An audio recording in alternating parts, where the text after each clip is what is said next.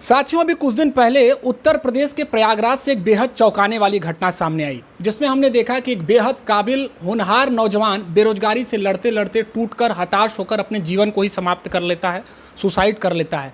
मिली जानकारी के अनुसार पता चलता है कि उन्होंने उत्तर प्रदेश पीसीएस परीक्षा की प्रथम चरण द्वितीय चरण में उन्होंने सफलता प्राप्त की थी, लेकिन दुर्भाग्यवश इंटरव्यू में उन्हें सफलता नहीं मिली, जिसके बाद वो काफ़ी टूट गए और उन्होंने अपने जीवन को ही समाप्त कर लिया। आप जानते हैं कि उस दिन देश की सबसे बड़ी खबर क्या रही? उस दिन देश की सबसे बड़ी खबर ये रही कि बॉलीवुड अभिनेत्री कंगना रनौत ने महाराष्ट्र के महामहिम राज्यपाल से शिष्टाचार मुलाकात की, क्योंकि मेन स्ट्रीम मीडिया के पास खबर नहीं था कि इस काबिल नौजवान के दर्द को समझा जा सके।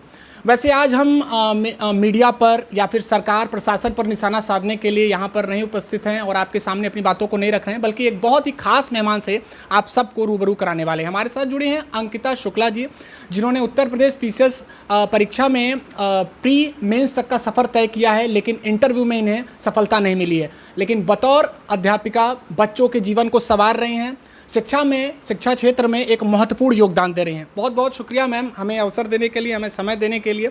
मैम, एक खास बात पर हम आपके साथ चर्चा करना चाहेंगे कि आखिर में कौन सी ऐसी महत्वाकांक्षा होती है, कौन सा ऐसा सपना होता है जो अगर यूपीएससी एस्पिरेंट का पूरा नहीं होता तो वो इतने टूट जाते हैं कि अपने जीवन को ही समाप्त कर लेते हैं। हाँ, सबसे पहले तो थैंक यू सो मच कि आपने मुझे इस चीज़ से जोड़ा, इस मुहिम से जोड़ा।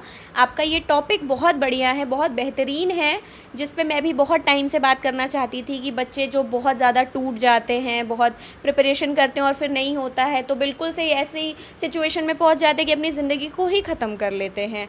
और इस पे मैं कहना चाहूँगी कि एक्चुअली क्या होता है, ये हमारे समाज का एक ऑरा ऐसा बनाया गया है, एक इस तरह से ढाल दिया गया है कि सबसे ऊंची पोस्ट आज भी हमारे एक जो शिक्षित समाज की है, वो सबसे हाई लेवल की अगर पोस्ट कोई समझी जाती है तो वो एक आईएएस यूपीएससी की पोस्ट को सबसे अच्छा, कि अगर हमारा बेटा आईएएस है तो वो बेस्ट काम कर रहा है, मतलब वो सबसे अच्छी जॉब में है, ये चीज़ एक है। अब तो वो एक पहले होता था कि कुछ चीज़ें, अरे हमारे यहाँ खेत है बहुत, मेरा बेटा जमींदार है, तो वो चीज़ें होती थी। लेकिन अभी का ट्रेंड क्या है कि हमारा बेटा आईएएस ऑफिसर है। तो ये एक जो बचपन से ही उनको एक समाज से जो चीज़ें मिलती हैं, उनके घर परिवार में जो एक प्रेशर बन जाता है, और उसके बाद उनके सर्कल का बहुत सारे दबाव होते हैं, जिसकी वजह से उनके ऊपर एक मेंटल प्रेशर तो होता है, ऑब्वियसली होता है कि आप एक हाई लेवल की प्रिपरेशन कर रहे हैं, आपने एक अपना लंबा वक्त पढ़ाई के बाद का अगर आप एक्चुअल में प्रिपरेशन कर रहे हैं। कुछ बच्चे हैं जो हाँ पहले से सीरियस हो गए, उनको पहले से माहौल मिला घर में, उनके पेरेंट्स पहले से अवेयर हैं, या वो बच्चे खुद में पहले से अवेयर हैं, तो वो एक शुरू से फ़्लो में हैं, प्रिपरेशन कर रहे हैं, और उनका तुरंत स्टडीज़ ख़त्म हुई और उन्होंने तुरंत हो गया, उनका क्वालिफाई कर लिया। लेकिन मोस्ट ऑफ द स्टूडेंट जो हमारे आते, जो हिंदी बेल्ट के हम जिन्हें कहते हैं, हमारे यूपी के और एमपी, राजस्थान, ये सब जो बिहार के बच्चे हैं, तो इनके साथ क्या होता है कि एक्चुअल में आप अपनी बात करें, मैं अपनी बात करूं, तो ग्रेजुएशन तक तो हमें एक्चुअली पता ही नहीं होता कि हमें करना क्या है ना। तो जब ग्रेजुएशन हमारा ख़त्म हुआ, उसके बाद हम सोचते हैं कि एक्चुअल में हमें करना क्या है। और फिर अगर हम बहुत थोड़े अच्छे हैं पढ़ने में, या हमारे अगल बगल का माहौल ऐसा है, कोई निकल गया और हम चाहें कि हम यूपीएससी में लगे या स्टेट पीएससी वगैरह के लिए एग्ज़ाम दें, तो एक वो हमारे ऊपर एक प्रेशर बनता जाता है, क्योंकि हमने ग्रेजुएशन कंप्लीट कर लिया है और एक लंबा वक्त हम अपनी स्टडीज़ को देते हैं। फिर उसके बाद 3 साल 4 साल की प्रिपरेशन या 2 साल की ही प्रिपरेशन, तो एक प्रेशर अलग तरह का होता है। तो मतलब आपने अपनी लाइफ का एक इम्पॉर्टेंट पार्ट जो है वो स्टडी में दिया है, और उसके बाद जब सफलता नहीं मिलती, और आपके ऊपर समाज का भी बहुत ज़्यादा प्रेशर है, आपके माँ बाप को भी कहीं ना कहीं आपसे अपेक्षाएं होती हैं कि हमारा बच्चा गया है प्रिपरेशन, दिल्ली गया हुआ है, अब वो बाकी लोग रिश्तेदार बोलना शुरू करते हैं, अरे 4 साल से प्रिपरेशन कर रहा है, 5 साल से प्रिपरेशन कर रहा है, कब निकलेगा। तो वो एक अलग तरह का मेंटल प्रेशर होता है, और उस प्रेशर में जब बच्चों का नहीं निकलता है, तो वो ये रास्ता, मतलब उन्हें ये होता है कि अब मैं क्या बोलूँगा घर वालों को, कुछ नहीं बचा मेरे पास विकल्प, मेरे पास कुछ भी नहीं बचा विकल्प। और ये केस में क्या होता है कि बच्चे ऐसा रास्ता अख्तियार कर लेते हैं। तो मुझे ये लगता है कि ये पूरी तरह से गलत है। ये जो हमारी सोसाइटी में एक जो बना हुआ है सिस्टम ही, वो सिस्टम ही मैं तो कहती हूँ पूरी तरह से गलत है। क्योंकि अगर आप काबिल हैं और अगर आपके अंदर काबिलियत है, तो आपको कभी भी किसी भी एक पैमाने पे रख के नहीं नापा जा सकता कि अगर आपने यूपीएससी ही क्रैक किया तभी आप ये चीज़, तभी आप बहुत काबिल हैं, आपका जीवन सफल हुआ। तभी आपका जीवन सफल हुआ। यूपीएससी नहीं किया या फिर आपने स्टेट पीसीएस नहीं निकाला तो फिर आप बेकार हैं, बिल्कुल कुछ ही करने लायक नहीं है। एक्चुअली आपको अपने कैलिबर पे इतना भरोसा होना चाहिए कि अगर मैं कुछ भी नहीं करूँगा तो मैं कुछ तो ऐसा कर ही लूँगा कि मैं सोसाइटी में, और इतना ज्ञान अर्जन करने के बाद, इतना ज्ञान अर्जन करने के बाद आपको ये चीज़ होनी चाहिए अंदर से कि मैं कुछ भी नहीं करूँगा तो कुछ तो ऐसा कर ही लूँगा कि मेरी आजीविका अच्छे से चल सके और मैं समाज के लिए कुछ अच्छा कर सकूँ।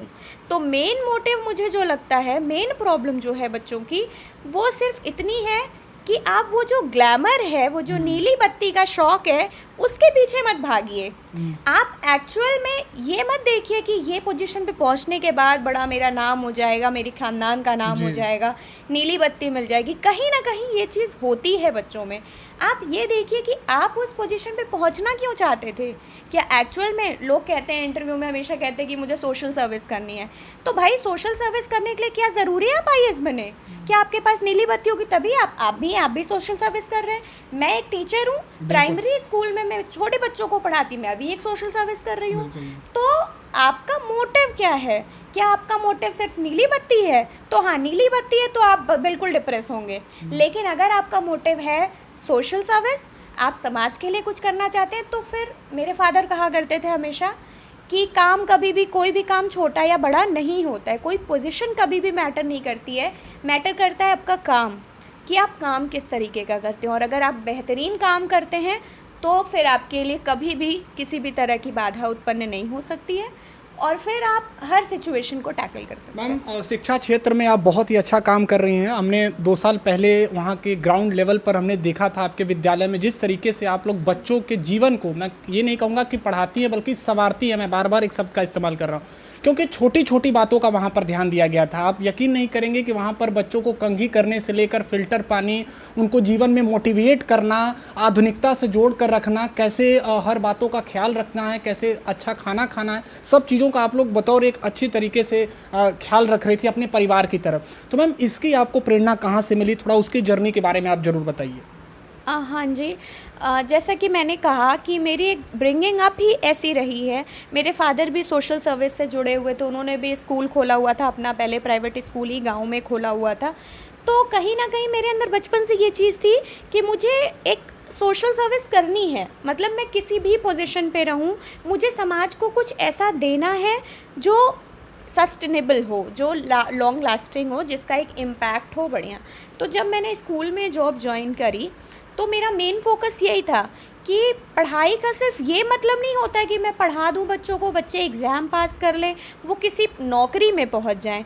नौकरी लेना कभी भी शिक्षा का मेन पर्पस नहीं होता है, मेन एम जो एक कहते गोल नहीं होता है।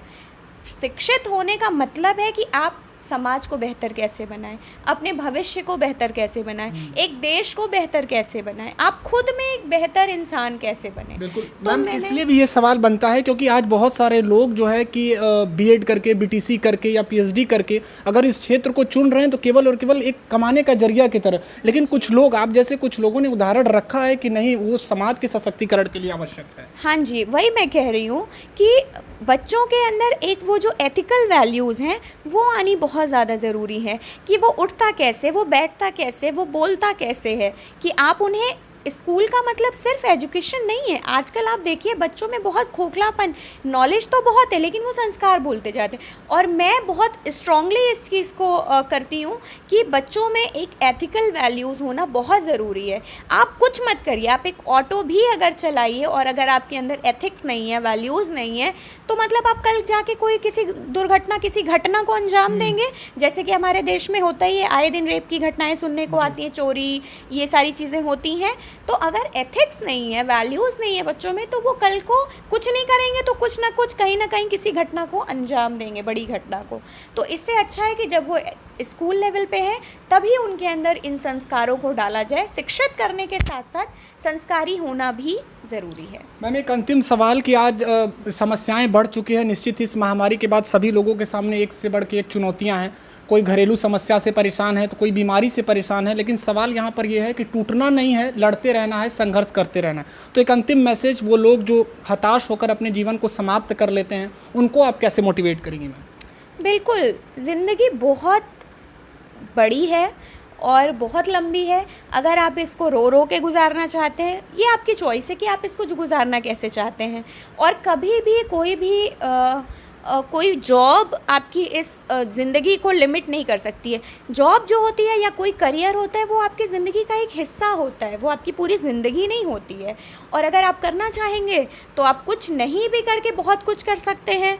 तो कभी भी अपनी चीज़ों को एक जॉब, एक करियर में लिमिट मत करिए। बहुत सारे रास्ते हैं, आप बहुत कुछ कर सकते हैं। और मोदी जी जैसे हमारे माननीय पीएम कहते हैं कि आप खुद का रोजगार स्टार्ट करिए। अगर आपके अंदर इतना आत्मनिर्भर बनिए, आपके अंदर अगर कैलिबर है, तो आप किसी भी सिचुएशन में कहीं भी सस्टेन कर ले जाएंगे। आपको कभी भी इस तरह का स्टेप लेने की ज़रूरत नहीं होगी। और सबसे बड़ी चीज़ जो मैं एक बार कहना चाहती हूँ कि आप एक बार एटलीस्ट ये कोई भी स्टेप लेने से पहले ये सोचिए कि आप किसी के लिए अगर नहीं तो अपने पेरेंट्स के लिए बहुत ज़्यादा इम्पॉर्टेंट है। और उनकी नज़र में आपसे बेस्ट कोई नहीं होगा दुनिया का।